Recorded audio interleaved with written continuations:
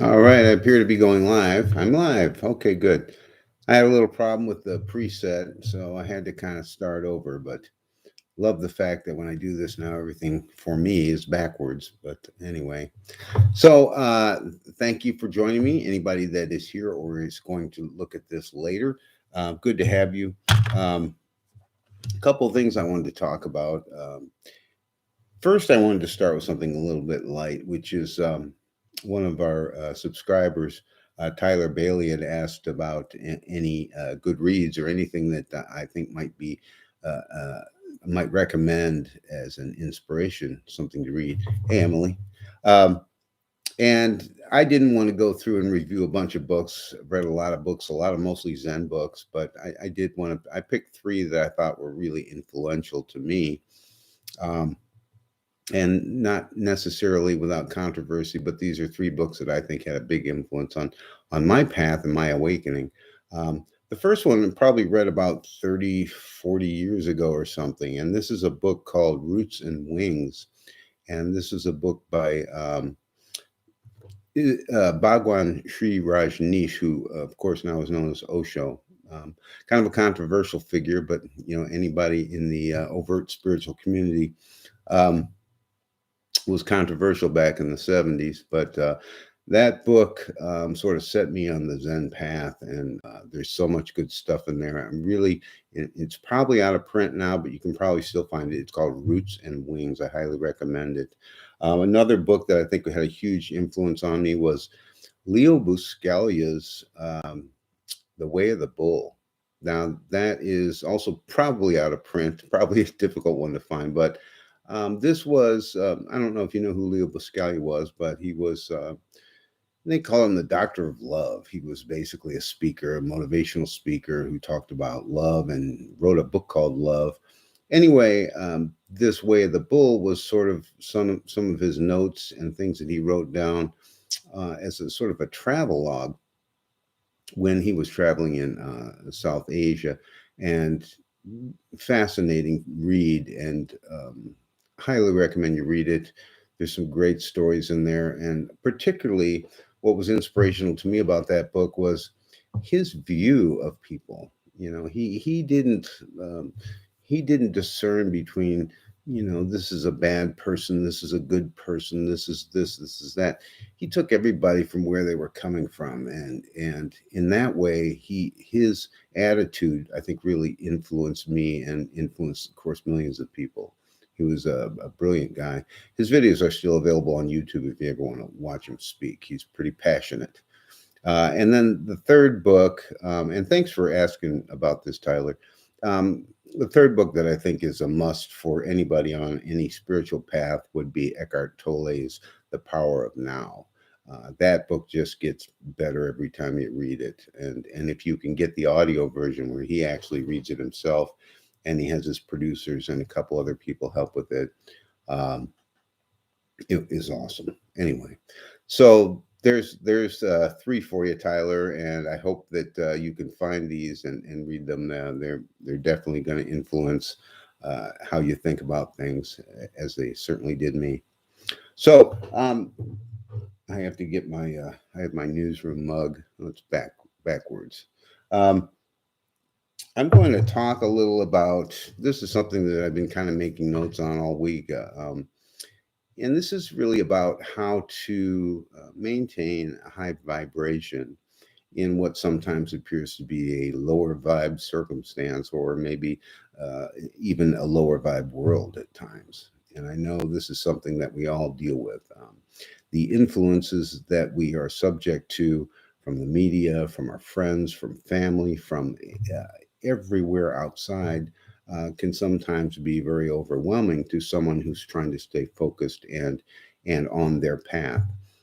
Because I know that uh, a lot of it is fear based, and of course, anything that comes out of somebody's mouth that is sort of putting you in a fear-based situation is something that you need to be alert to and aware of. I don't know if you've probably all seen that Hawkins scale, which shows you, sort of levels of vibration. Starts with, fear and greed and selfishness and all the ego stuff, and kind of works its way up to all the way up to high levels of vibration and high levels of enlightenment.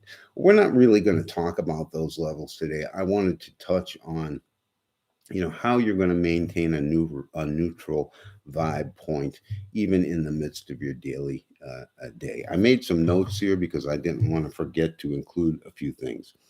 So, what's the difference between a high vibration and a low vibration? Obviously, anything fear based, anything anxiety based, anything that causes you to worry about the future or dwell on the past, that's going to be in a low vibration area. Anything that causes you to be concerned about, you and just your ego and yourself, any thoughts that you attach yourself to, all this stuff is associated with low vibration. I know when I first thought about doing lives, there's a sort of an intimidation factor because I'm pretty good at editing my videos because, I do tend to ramble on a bit. And I like to have that control. And I think with live, you have to let go of that control, which means you have to let go of you and you have to just make sure that you are committed to the topic and to the information rather than to how it comes off and how well you say it and what happens if I spill my coffee. Well, that'll just happen.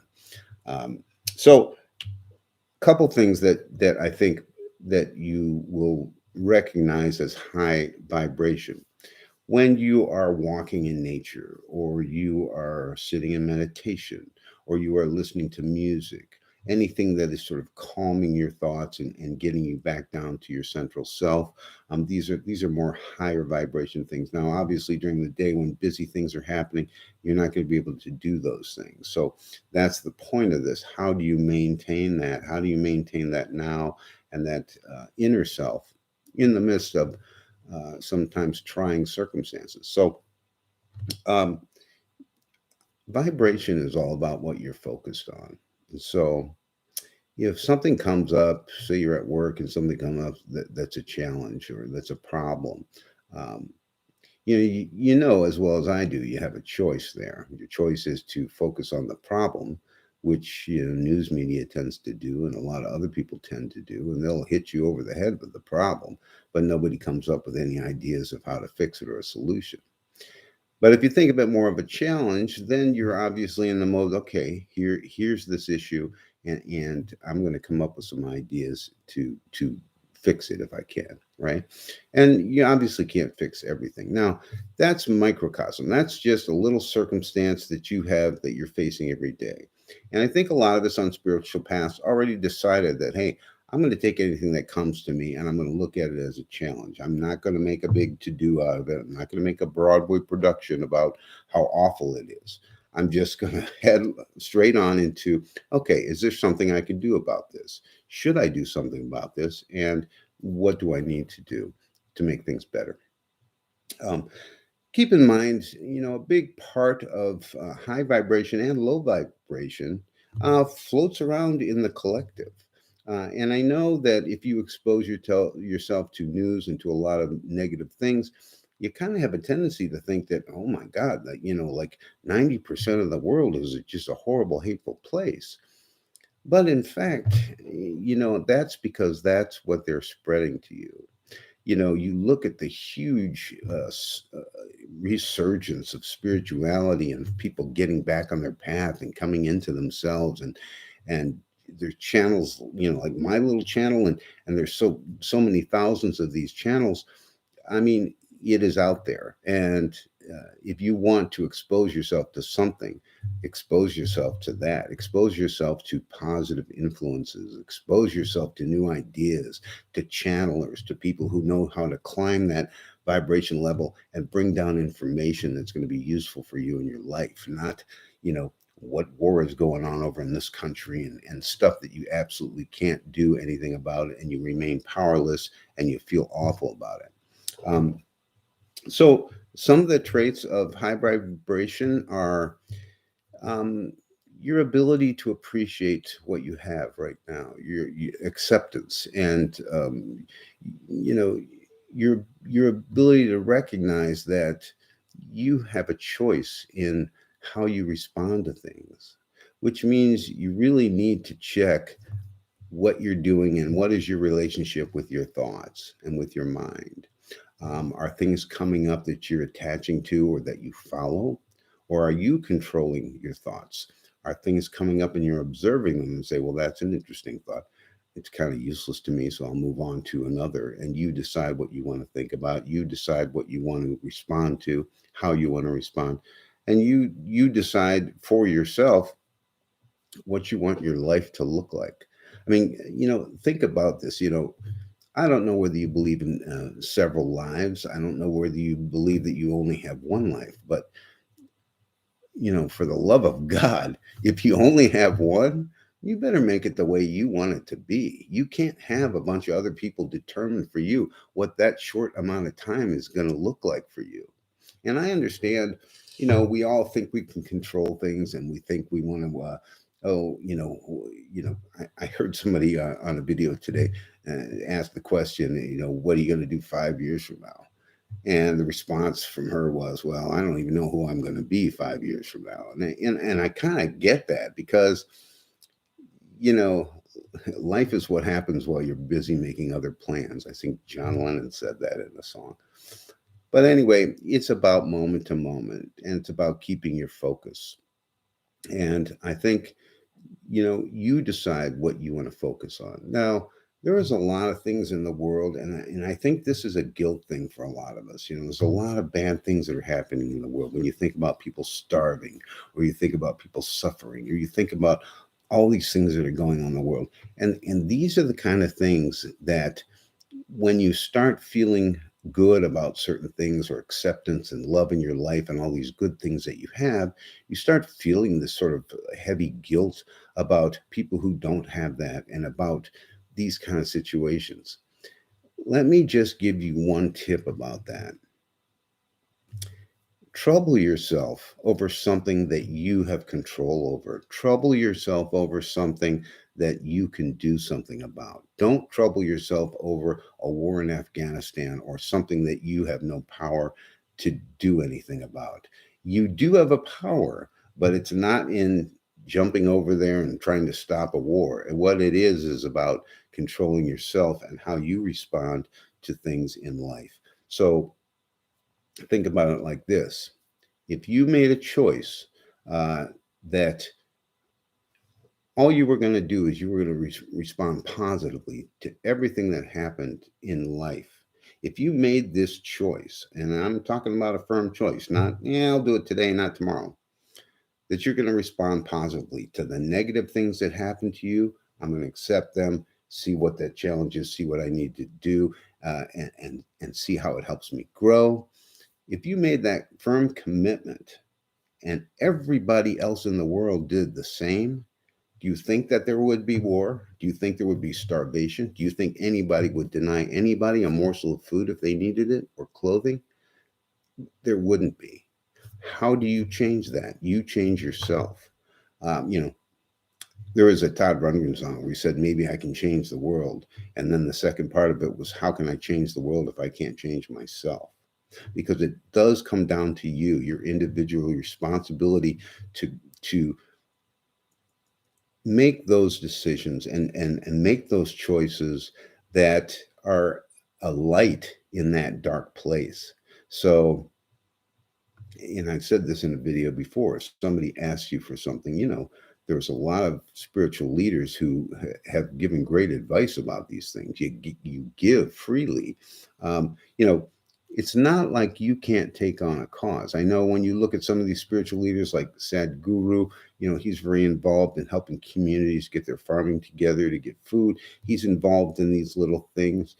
He does what he can do on the stand that he is. If you look at Gangaji, she has started a program where they go into prisons and they help people awaken in prisons. They have this time for meditation. They have, they're stuck in a situation. It's sort of an ideal camp for them to grow spiritually. I mean, so if you have a passion and you have some knowledge, or you have some expertise and the wherewithal to do something like that in your community, honestly, do it.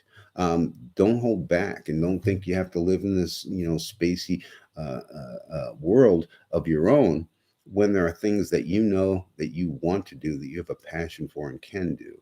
Um, I do some spiritual counseling. I do some music. I do the things that I have ability to do.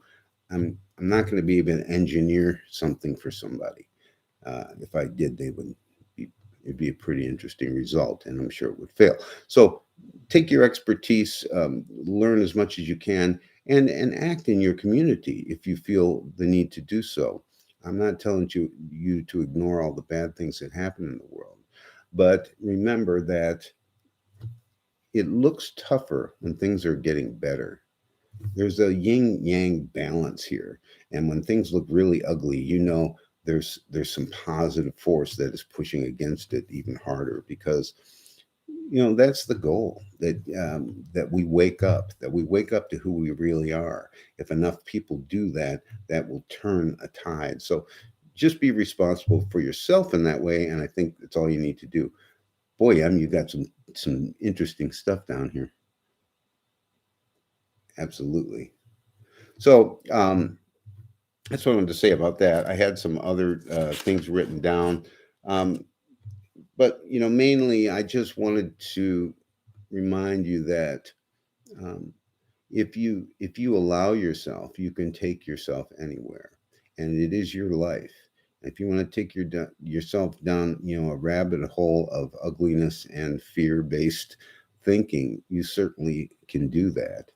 Um, I would suggest that there's another way to look at things, and I highly encourage you to do so. Um, I don't know. I can't really see anything. If anybody has any other topics or any other questions or something that they want to discuss, just throw it out there, because I can't really see this too well. And I'm so sorry that my planned stream, I had to kind of jump in there and do one. I guess you have to have an application, which I do have one, and set it up that way. I thought it would just start automatically, but it didn't. So that's kind of all I got to pontificate about. Anything you got there, Em?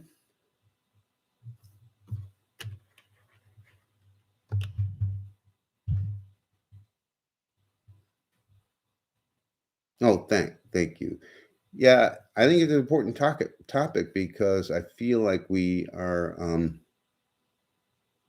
we're faced with these things every day, and I think the hardest thing for a human being to get over is their own guilt uh, and their own feeling of not being empowered. They don't understand. We don't understand our own power, and the power is in love, and the power is in acceptance, and the power is in reaching out and allowing yourself to be the person you are. Wipe all the ego stuff out of the way. Be the person that you are, and that is how you change the world. And I'm going to end it there. Thanks for tuning in. I'll leave this up. I hope if you have any comments, let me know. If there's any other things that you'd like to cover on a live stream, if you'd like to talk about, I am working on a process where I can interview people like Emily. Uh, by the way, Emily Jackman, if you go to her page, Holding Space for You at uk.co. Anyway, leave that in a comment, Em, so they can get to your page. And I have a friend of mine, Brogan Rogers, who I'm going to get on as well. We're working on getting that dual screen thing together. And any other things you'd like to see covered, let me know. Thanks so much for watching. Have an awesome now.